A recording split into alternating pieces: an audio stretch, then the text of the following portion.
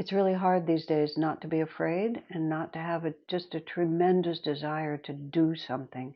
It's just everybody that I talk to eventually asks the same question, which is, what do we do about what's going on the planet today? And what many of us really want to do is we want the darkness to go away. We just want it to go away. And somehow we have this idea that I can stand up to it and by my actions I can help make it go away. But it occurred to me recently that I don't really have the power to I can't persuade someone who has a strong political position different than mine. I can't explain to someone who's angry. I can't make them not be angry. Somebody who's behaving in ways with addictions or very bad habits in the way they treat people. I don't have the power to shift their consciousness and make them be somebody else. And even though we see this sort of these global forces of countries using bombs and armies and the money and the power that they have, or whoever it is who has the power to really create a lot of shadow in this world, those forces, there's a lot of momentum behind those forces, and it's not possible for me to just put my hand up and have them be different. And the other part of it that is also just has to be taken into account is that all of the collective shadow energy that you see being put out is the result of many individuals who become enamored of that way of being and imagine that it's going to bring them something that they want, and they act on it. And as human beings, we all have the free will to follow our inner inclinations and get the opportunity to experience the consequences of our own understandings or ignorance. And the whole drama is much more than one incarnation long. And so the people who have gained a lot of power now have been working hard to get power, and now they're finding out what happens when they use it. And it's their God-given opportunity to learn, and their God-given opportunity to learn is equal to mine. And so we've chosen, and you have to have lots of parts to this story or it doesn't make any sense.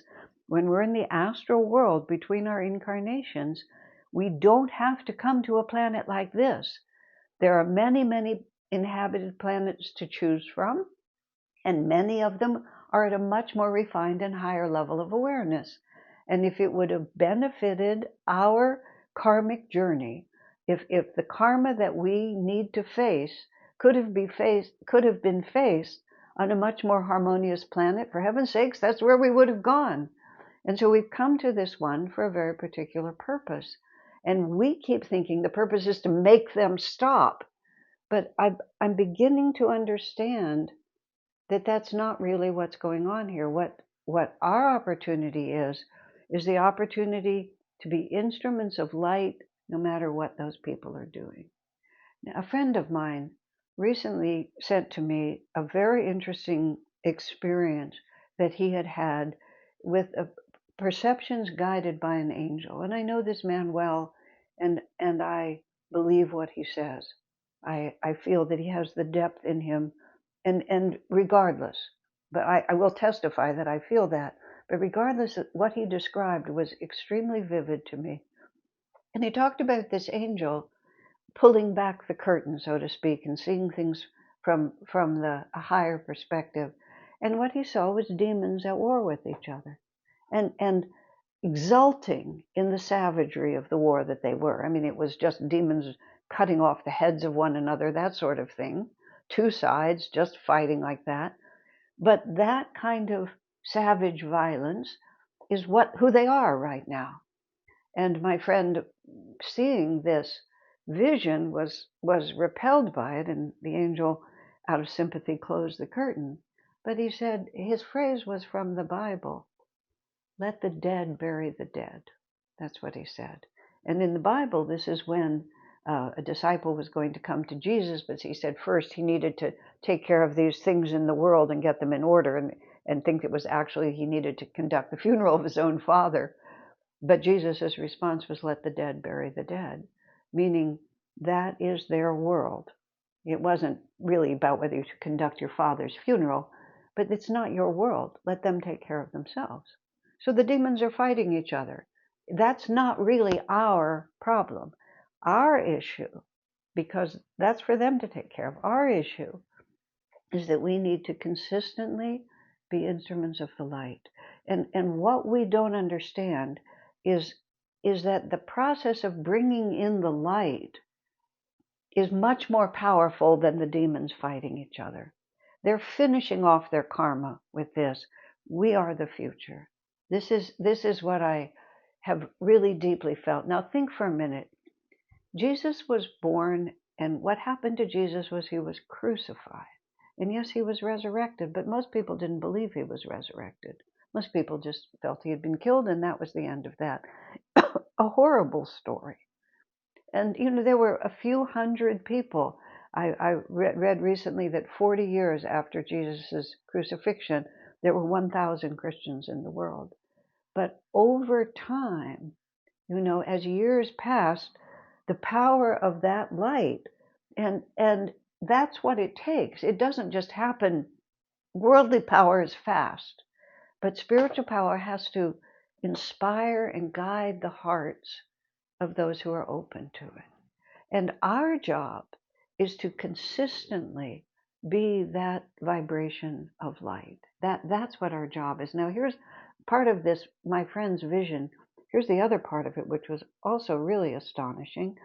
He was feeling deeply hurt in his heart because he'd read in the news that one of the missiles in the present state of violence hit a school, and more than 100 or 150, I think it was mostly girls, they were all killed in this war. Everything about you just says, this is so horrible. So the angel, in his superconscious vision, pulls aside the curtain. Here's what he saw. He saw a beautiful natural scene, and a meadow filled with flowers, and also filled with many gentle, benign little creatures, and 150 girls who were just in the astral world, playing with the animals, playing with the flowers, playing in the meadow. Here's what the angel said. He said, these are those girls whose lives ended tragically and at a very young age. He said, when they have had their fill of play, he said, they will begin to do very serious spiritual study. And after they have learned and grown, they're going to be born in that same country, and they're going to be instruments of light for transformation of that country. What time frame? What place? Now, all of this you may think is a bit far out, and I trust the source, but I also understand the truth of it. It's consistent with everything that I know. Now then think about it like this, and I'm going to string together a lot of ideas that have been in my head. In our elementary school here, every year, we do a play on some great soul, sometimes historical, sometimes, well, all historical because all true, Jesus, Krishna, St. Francis, St. Joan of Arc, Abraham Lincoln, Harriet Tubman. And this year we did our play on Reverend Martin Luther King, who was the leader of the civil rights movement in the 60s here and died by assassination here in the USA.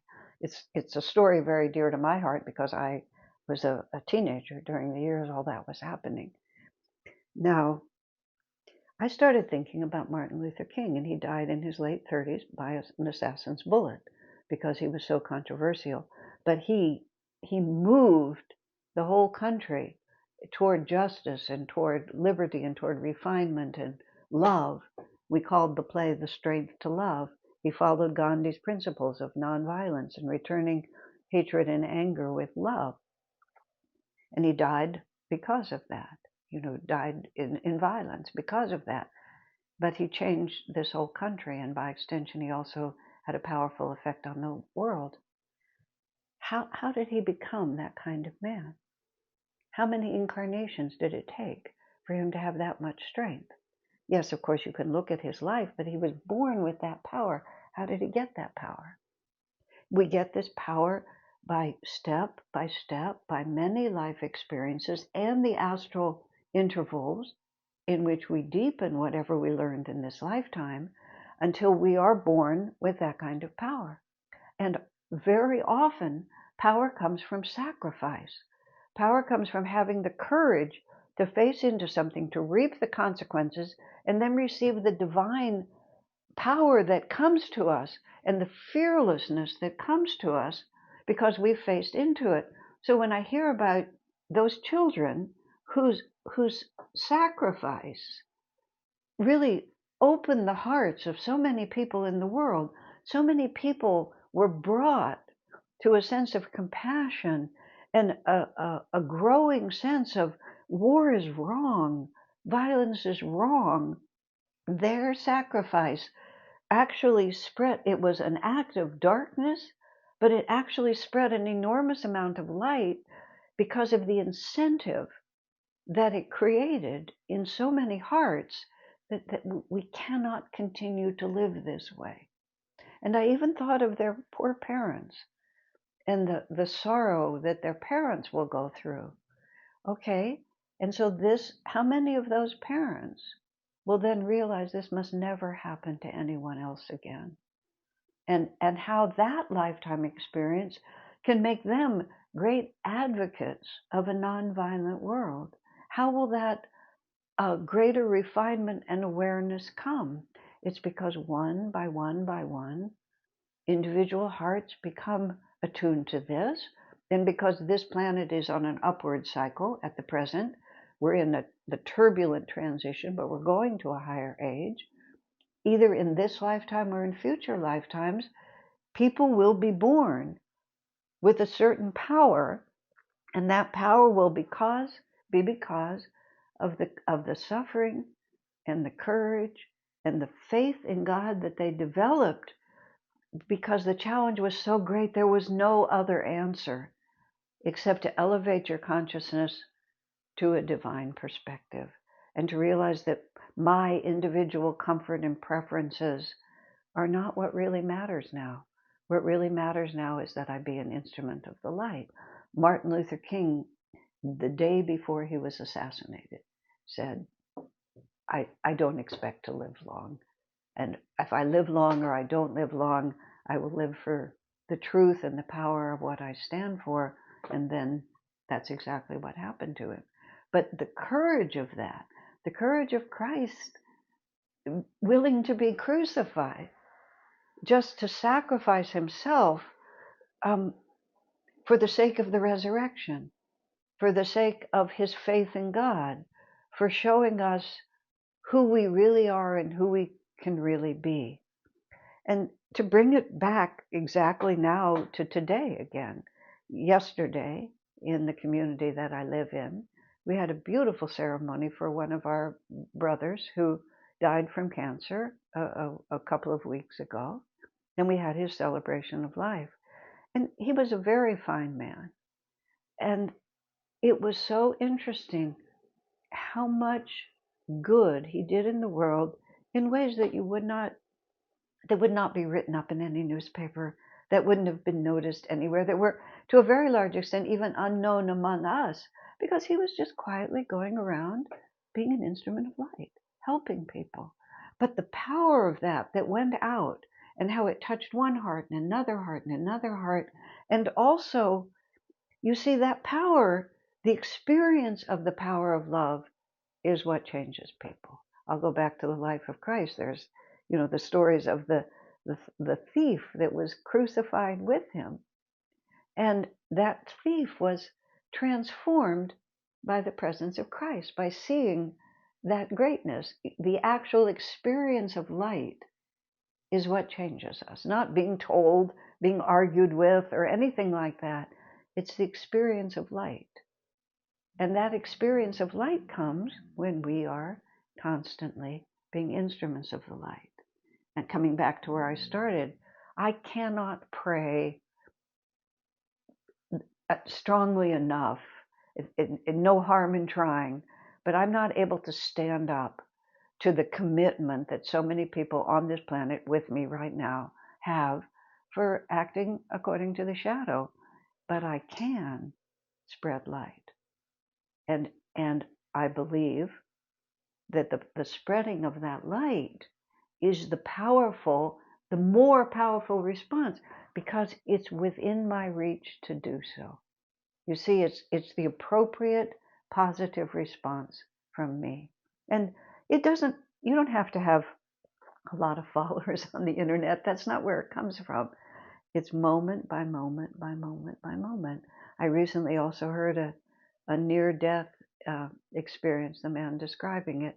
He said it's not a question. In his life review, he said it wasn't a question of whether he did the right or the wrong thing. He just understood that every moment of your incarnation is an opportunity to wake up to who we really are and how we are interconnected with one another. And the power of that truth, you see, it's the power of the truth of the light that makes it so much more powerful than the shadow. The shadow is ignorance, and the light is truth. And there it is. And in the Bible again, the light shineth in darkness, and the darkness comprehended it not. But that didn't mean that the light wasn't the light of truth. It just meant that darkness just didn't understand. But insofar as we understand, insofar as in every encounter, every moment, as powerfully as we are able, and don't expect a false perfection of yourself, because that just gets you all tangled up in shame and guilt or confusion. But insofar as we are able, to the extent that we are able, kindness, compassion, love, fearlessness, commitment to the truth, to be undeterred. Once we understand this is what I'm being called to do, this is who I am meant to be, that's where our power comes from, and that's how this world will be changed.